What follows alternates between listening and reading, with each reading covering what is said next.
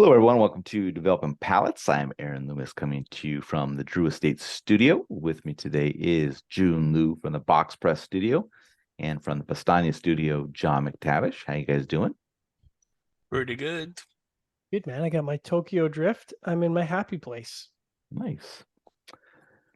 All right. So today we are talking about the SP1014 Black 6x54. Cigar is a Toro Extra 6-inch by 54, if you didn't know from the title. Comes out of the Tabacalera Diaz Cabrera factory in the Dominican Republic. The wrapper is from the Dominican Republic. The binder is Mexican San Andres. Filler is undisclosed. It is blended by Eladio Diaz. Price point is $11. The cigar was released in January of 2023. And we were lucky enough to get these cigars gifted to us by Cigar Hound Dog. So if you are on the YouTube sphere and looking for some interesting cigar reviews, be sure to go check out the Cigar Hound Dog.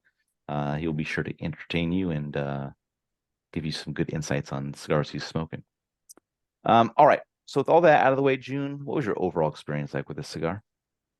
I thought it was overall average. I'd said average first third, good second third actually, and average final third. But overall, I thought that the it's interesting. Like it's like on one hand, I say that I think that it's a very nuanced and balanced approach to a profile, but and actually on the same hand, I'm also saying the flavors are kind of light and a little thin for me. The flavors in itself were super easy, like very easily approachable.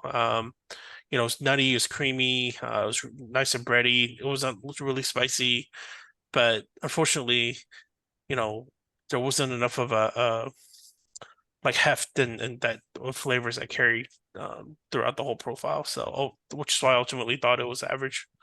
All right, John, what were your thoughts? We had a different cigar experience. For me, the first third kind of started out a little bit Nicaraguan, wooden hay, and then a lot of post draw spices that went up to medium full almost immediately. I'm like, that's weird.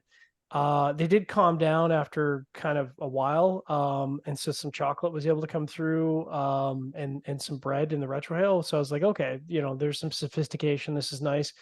But then the second third, I mean, it started out with bread and wood and spices, which is a great combination. But then this sort of wood took over, and then or earth, pardon me, took over, and then tannic wood kind of took over the finish. And I was like, earth and wood is not dynamic. Like that's not exciting for me. So it was very linear through the second third, and the last third started out with tannic wood on the start of the draw and dry wood on the finish. And I was like, oh, this is not ideal. And then earthiness came through as it settled in, and I'm like, so dry wood, tannic wood, and earthiness, and that was entirely the profile of the last third. And I'm like, well, it's not bad. It's just like it's not exciting in the slightest for me. So it was a bit of a chore to get through that last third, unfortunately, because it was just not that engaging. Draw was perfect. I had a bit of an issue with the burn waviness throughout the entire experience, with a touch up needed in the second third and the last third. So I kind of came away from it with a slightly above average experience overall, I would say. Aaron, what about you? Yeah, for me, the cigar started with toasted cedar with light earth and cinnamon. Cinnamon transitioned to a general baking spice pretty quickly, and some cream joined a bit later. Second third saw all the components become a bit muddled, and then the final third saw wood vegetal bitterness kind of join in. I thought the cigar had a nice flavor profile for like the first inch or so. Then it kind of fell off a bit as the profile became a bit muddled. Profile was pretty linear the rest of the way, and just overall, it wasn't a very exciting cigar. I think it fared better than the first offering from the brand, the Love and Passion.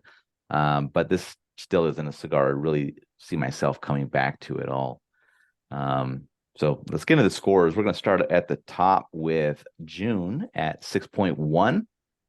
John gave it a 5.9. I gave it a 5.5, and Seth, who wasn't able to join us tonight, gave it a 5 even. So Jiunn had that 6.1 matchup for you. Yeah, I think probably the difference between me and you guys were that good second third that I had. I think that really maybe the top but not so top score. Yeah. All right, John, 5.9. Yeah, it matches up well. I mean, you could technically describe the profile as above average, but for me, it's slightly above average. And then with the having to dock it on the burn, that's exactly right. Yeah, my 5.5 matches up well. I mean, it was average flavor profile throughout. I mean, it started good in that first inch, but then like the flavors just got muddled and it just kind of like I don't know, it just felt like they were like there was like they just all got mixed Hodgepodge. together, like jammed Yep. up, and like you just couldn't really like none of them were like really firing on their own kind of a thing, and it kind of just held that through the rest of the cigar.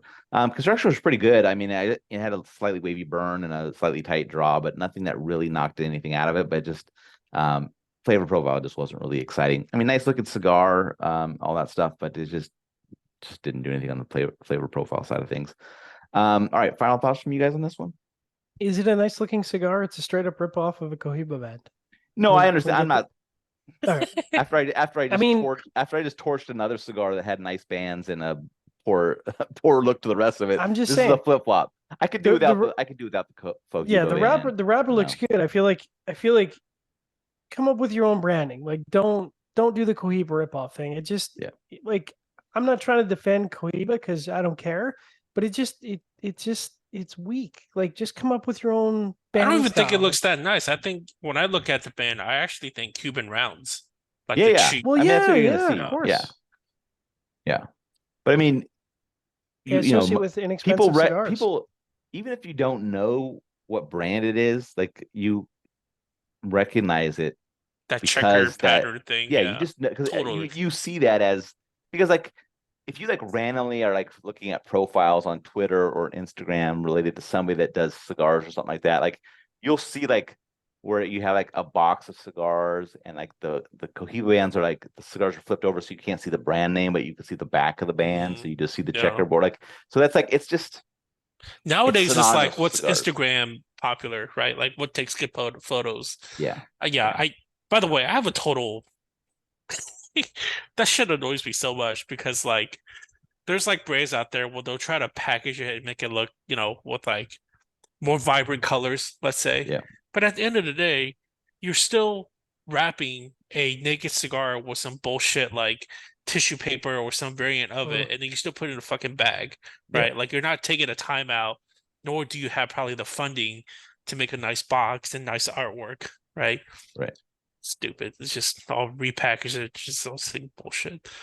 I will say this reinforces what I already kind of knew to be true for me is that I don't like above 52 ring gauge stuff because I just feel like there's just too much tobacco. There's just too much going on. It doesn't harmonize well. Anything that can be made as a 54 is going to taste better as a 50 or a sub 50 every single time. And this like was a good example of that for me. Like you said, the second third was just so muddled. You know, and it had promise. Like the first third I thought was good, but yeah, it just We're gonna make shirts. We're gonna make shirts, guys, that says know your tobacco, know your blender. Yeah. Don't be agnostic of the brands. And this is a bit of a bummer because like this is another Eladio Diaz blend, and I think we were like That's what I'm super saying. excited about seeing stuff that he was doing for Freud, and it's like seeing this, and it's like so far it's been mostly misses for me at least. There I have found one that I like, but I don't know, man.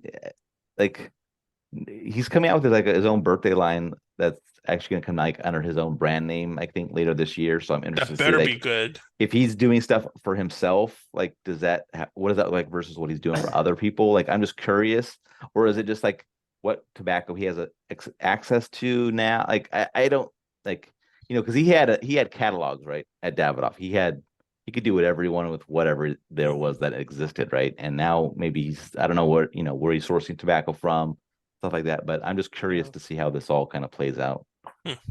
Yeah. There's no way that Eladio was approached to do a 6x54 and he's like, oh yeah, 6x54, that's a really good size. Because he's such a traditionalist, right? Like he would have been like, do you want to like Corona Gorda? No, 54. Okay. Because like he's just not it's just not like, yeah. Just don't do it. It's like, Especially you for audio. gonna Venmo me right now? Okay, cash is Yeah, good. yeah. Okay. How many cigars? Okay. Yeah, paid up front. Okay. Let him cook.